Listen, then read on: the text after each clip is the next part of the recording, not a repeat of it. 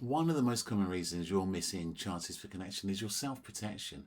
You are shaped by past experiences, and if your early attempts at closeness were met with rejection, criticism, neglect, or betrayal, then your mind begins to associate vulnerability with danger.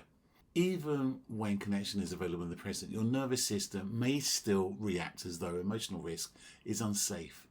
So, what looks like disinterest on the outside may actually be a fear on the inside. This fear can appear in subtle ways. You may overthink sending a message, delay replying to someone who's reached out, or avoid accepting invitations because of anxiety about saying the wrong thing. In the moment, withdrawing creates temporary relief. Avoidance reduces discomfort and the brain interprets it as protection. But over time, this pattern strengthens itself. The more you avoid connection, the more unfamiliar and threatening it begins to feel.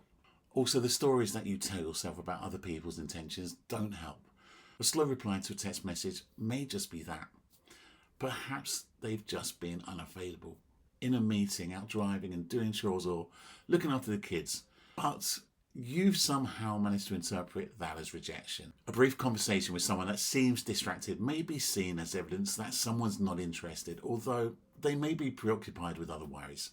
These interpretations usually happen automatically and are influenced more by your past emotional pain than by what's happening with you right now. When you expect rejection, you become hyper aware of signs that appear to confirm it, while overlooking signs of warmth, openness, and genuine care. You might be keeping yourself in a state of loneliness because you're hiding too much of yourself. You might engage socially, but only in guarded, surface level ways.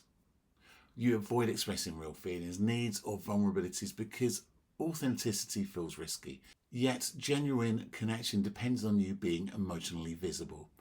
If others only meet the carefully protected version of you, then closeness remains limited, no matter how often you interact. Over time, these patterns can become a part of how you see yourself. You might start to think, I'm just no good in relationships, or I prefer being alone, when in fact you've simply adapted to disappointment by expecting less. What appears to be independence can sometimes be resignation, a way of avoiding the pain of unmet emotional needs. Breaking the cycle begins with awareness. The important question is not just why am I lonely, but what goes on inside me when I have the chance to connect. What fear comes up when I try to reach out? What belief appears when intimacy feels near? Sometimes the obstacle is not outside forces, but a natural reaction inside caused by past hurt. Recognizing these patterns creates choice. When you begin to understand that withdrawal is often learned protection rather than the truth, you can gently challenge it. Small acts of emotional courage, replying to text message, accepting the invitation, or honestly sharing something begins to break the old pattern. Connection becomes possible not when fear is completely gone, but when we stop letting fear control every choice we make.